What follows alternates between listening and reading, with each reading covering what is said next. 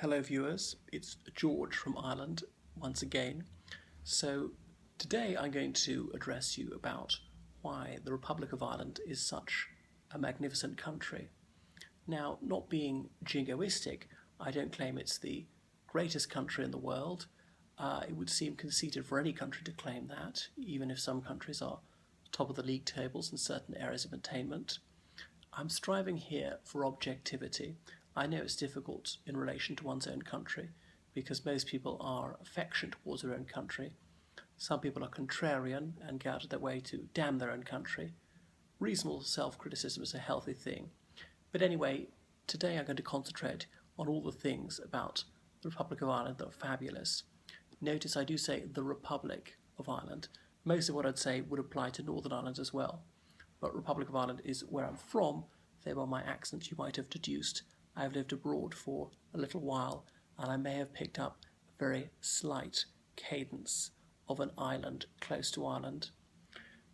So here are the reasons in no particular order. We're a free country, and I don't mean independent because we're not, we're part of the EU. But human rights are respected, we have free and fair elections, we have fair trials. Despite upholding civil liberties, we manage to have fairly low crime. There are no grave problems like that. We have freedom of expression and association, and we've had this more or less since the foundation of the state in 1921-22.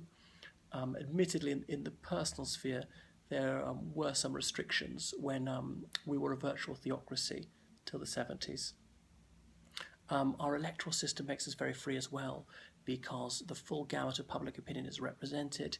In Dáil Éireann and the Seanad, there are about a dozen political parties, and these change, sometimes they disappear, new ones are founded, and that's why the full spectrum of the public's views get a hearing, unlike some countries first past the post, where there's basically a duopoly. Anyway, we have a popularly elected president. He or she is never there for too long. Okay, number two, the countryside is gorgeous. Sometimes it's dramatic, such as the cliffs of Moher, the highest cliffs above the sea anywhere in Europe. Often the beauty of Ireland is understated. We have many damp drumlins and dank valleys. The landscape resembles a rumpled quilt, this patchwork of variegated shades of green. The land is so verdant, which is a flip side of it being overcast half the time. So that's why the Emerald Isle is splendid in that way. We've got plenty of woodland, bogs. It's often a rough-hewn, stark beauty. So onto the good food. Honest fare. It's not pretentious. So I like a lot of it. Being an island, we have a lot of seafood. Not really my thing. But smoked salmon, it goes down a treat.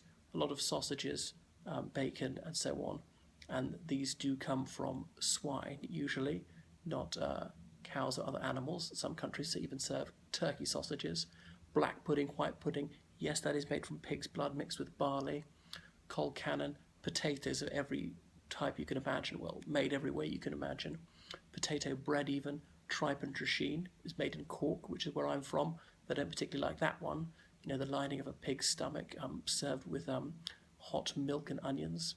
Half a smile, that's half a pig's head. So, fantastic fare. We're not known for our restaurants abroad, more our pubs. Oh yes, soda bread, very creamy and flavourful. Alcohol, well, I hardly need to tell you about Guinness. Beamish is often overlooked, and Murphy's both come from Cork. They all take their names from the families that brew them.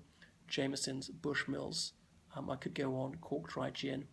Not that I like all of these ones. There's Kilkenny beer, people often forget that one. Not just the alcohol we make, but our attitude to it, quite relaxed.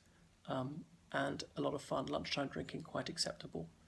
I perhaps should have mentioned this first. We're a cultural superpower, and I'm the one who coined that expression. You know, we've only got 4.5 million people, but we have some of the most renowned writers of all time, certainly in the English language. Joyce, Beckett, Goldsmith, Bean, C.S. Lewis, although he's from the north actually. I could go on. There are just too many to mention. Musicians, both in popular music and folk music, not so strong in classical music.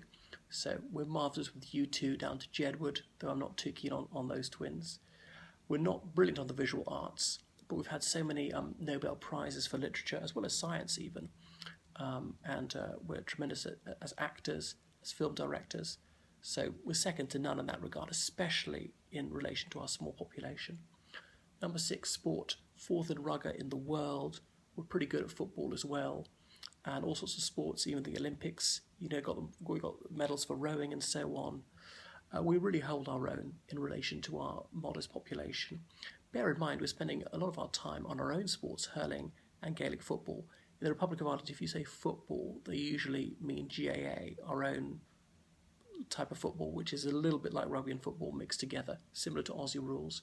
If we say football in relation to football abroad, that does really mean soccer, what's commonly understood as football through most of the English-speaking world. Our contribution to the UN is outstanding. We've done so many peacekeeping missions. It's in the service of humanity, not for any narrow national interest. Many Irishmen have laid down their lives to defend civilians abroad.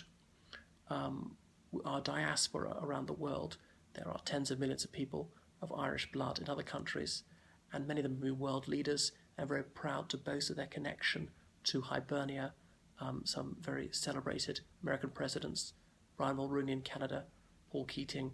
There was he's Australia obviously. There was an article in the Irish Empire about all the Irish leaders abroad. We ruled Great Britain for a long time through Prime Ministers with Irish ancestry like Margaret Thatcher, Tony Blair, John Major, Bonar Law, the Marquis of Lansdowne, the Duke of Wellington. I'm just trying to think who else. Viscount Palmerston, more than I must have forgotten.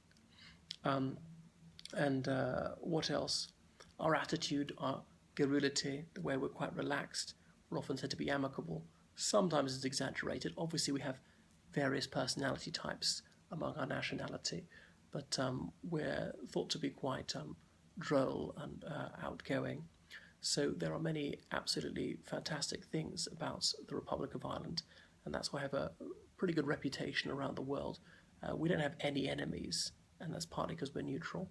So I'm blessed and enormously fortunate to be Irish. I think people in Ireland often take it for granted and overlook just how lucky we are to come from Ireland and how much we've achieved. So that's all for the moment.